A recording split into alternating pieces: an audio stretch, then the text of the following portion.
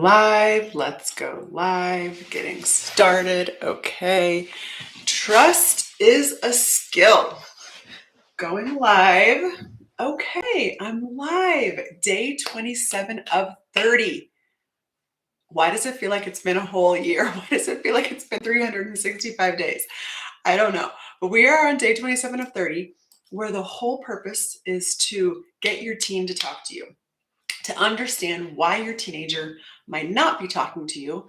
In this series, this 30-day series, I'm talking about the why they may not be talking to you. And I invite you to step into the trusted method, which is how to get your teenagers to talk to you. So I am going to link after this video what I call Trusted on Demand. It is a DIY course. I don't talk about it a whole lot because it really is a course that I created about 3 years ago. I still utilize it in the space that I teach, in the private space of the Trusted Academy. But what I do is in the academy that's different from the course is, hey, watch this training, this 10-minute training, and then we're going to talk about it. We're going to talk about it live. I'm going to coach you about it. We're going to discuss how you can implement this, how you can immerse it into your being. And I really feel like it's the coaching that helps. But more recently, I have sold the course to some moms who were like, I just want to do this on my own. I don't feel like I need the additional support of coaching. And so I'm going to offer it for you here today. So after this live video, I'm going to link it in my story. You can also comment on demand. Should we comment on demand? That's fine. We'll comment on demand because it is called Trusted on Demand. It is a DIY. Maybe we'll say DIY. That's going to be a little bit easier. Just comment DIY saying, I want to do this DIY course on my own. So what we're going to talk about is building trust. Today, day 27, the topic is trust. What did I title this? Trust is a skill. So I think most parents, most moms think, well, my kids should automatically trust me because I raised them. I've provided a loving home. I do all these things for them. Trust is not about honesty. I think a lot of people think, oh, why wouldn't they trust me? Of course I tell them the truth. But building trust is emotional safety. And I recognize that most moms think, well, why wouldn't they think that I'm emotionally safe? If you have missed any of this series, you can see why they might not see you as emotionally safe. I've broken down some ways. I think everyone thinks it's yelling or overreacting. That is a big one that I think most of us are familiar with. But feeling emotionally safe has to do with fixing or trying to be controlling. And I know you're not trying to be controlling. As simple as you should be wearing a coat. It's cold outside. This is a micro example of things like this built up over time. It is a pattern built up over time in micro ways. You should do your homework. Micromanaging. When is your homework due? You have a test. You should be studying for your test. Oh, you're sad. Let me fix that for you. Oh, you're sad. Stop being so sad. Let's be happy over here. Let's watch a TV show together. There are lots of micro examples where trust is broken down. And I've shared some of them in this previous series. So if you missed it, go check out. We're on day 27 of 30. But today we're talking about trust as a skill. It is a skill to be learned. It is not innate that your child trusts you. Yes, they trust you as an infant. They have to. They don't have any other choice. As a preteen, and something happens between that preteen year and the teenage years where they start to become independent. They start realizing things. They start to have this emotional capacity. And they're like, why is my mom doing this? It's probably something that you've always been doing. So building trust is a skill. Do you ever wish your teen would just trust you more?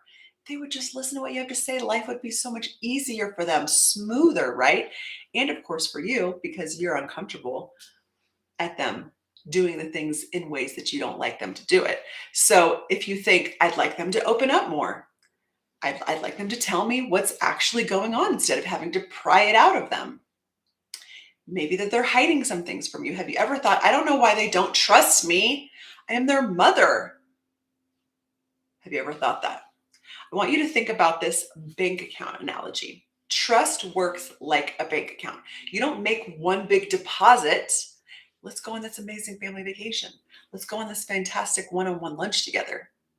You can't just do one big thing. And no, you're not doing one big thing and expect it to last forever. It is built in small deposits, little droplets here and there. It actually is a bunch of little things and not the big things. And then when you come into the Trusted Academy, the first 90 days, I drop connection prompts for you so you don't have to think. So some of these small deposits are how you respond. Some of them are how you listen. Some of them are how you handle their uncomfortable moments. And withdrawals happen from overreactions, shutting them down, talking over them, making them feel judged. Not making them feel judged, but saying things that they feel judged. A lot of teenagers say that. I feel like my parents are judging me. I recognize that it is a tough pill to swallow. And wouldn't you rather have the gift? Got my little gift here. Would you rather have the gift of knowing than wondering and not being sure? And that's exactly what I do for you in this DIY course that I have for you, Trusted on Demand. I'm dropping little gifts. I've got a bunch of little gifts for you to unwrap all on your own, one by one. When you unwrap them, you say, oh my gosh, now I get it. Now I understand why. I didn't understand why before. This is a skill to learn. It's not your fault that you don't learn.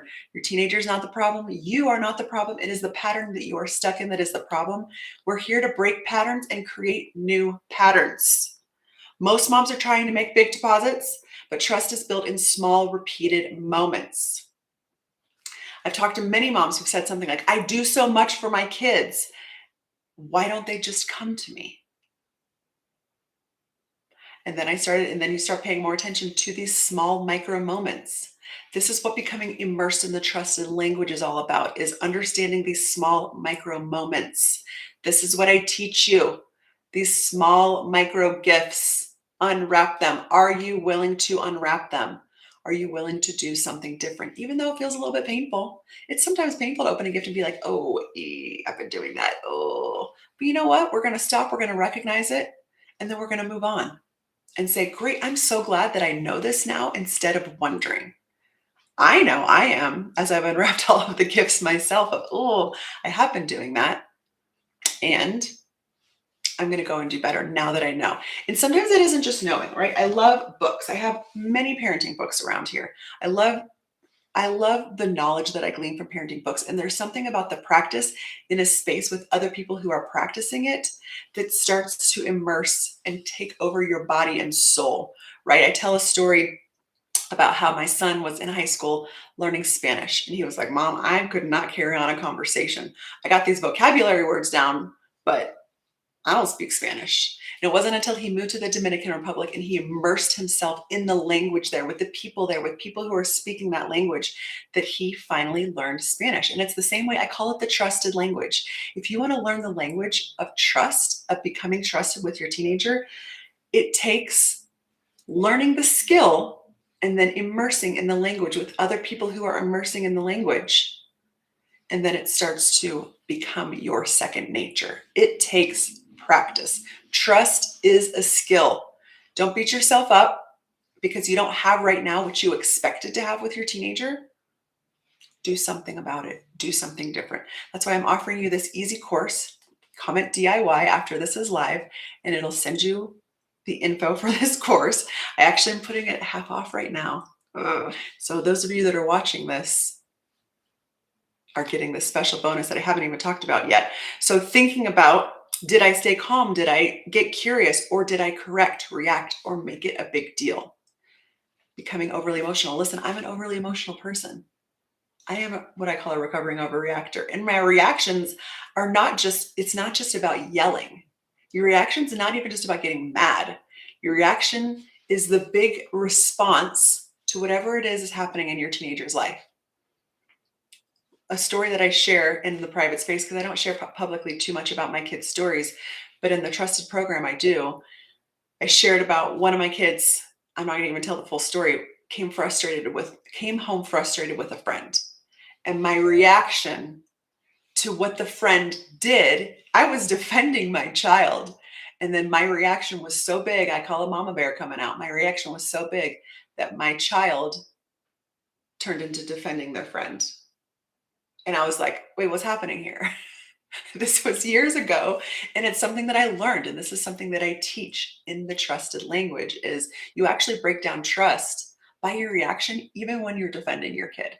So thinking about trust as a skill. Trust is not automatic just because you're their mom. It's something your teen has to experience based on how you show up. It's not just from lack of yelling. That's something that every mom thinks. Like, I really tried hard not to yell. I get it. It's not just about yelling. It's not just about raising your voice. I want you to think about, you don't get trust because of your role. You build it through your responses. Trust is not lost in one moment. It's shaped in many. Your teen decides if you're safe, not you. It's just how it is. And one child may see you as emotionally safe and another child may not. Your kids are all different. I talked to a mom a couple months ago. She's like, I got these other kids that are older and they think I'm a great mom. I don't know what's wrong with this child. And I'm like, interesting. Yeah, that's hard. That is hard to come from a place where your other kids think you're pretty great and one is distrusting or not feeling that connection. So if your teen doesn't want to talk to you, it's usually not because they don't love you. It's because they're not sure how you will respond. Trust can sound like, I can tell my mom and it'll be okay. That's the goal. And if they don't feel that, they stay quiet. They don't want to talk to you.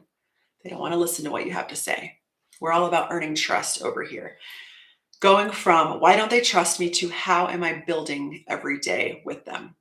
This is exactly what I'm teaching in the Trusted On Demand course that I have. Comment DIY. I'm going to end this because this is the goal, to be immersed in the trusted language. This course is the beginning. And while you're in it, if you're like, you know what, I could use some more support from the group that's also doing this, from Coach Kristen in the messaging that I do on a daily basis, I want to help you. You got to take the first move. Comment DIY after this ends, and I'll send you the link to the sale that's happening this week. All right. 12 minutes. Let's go. I feel like I was talking for like 3 minutes.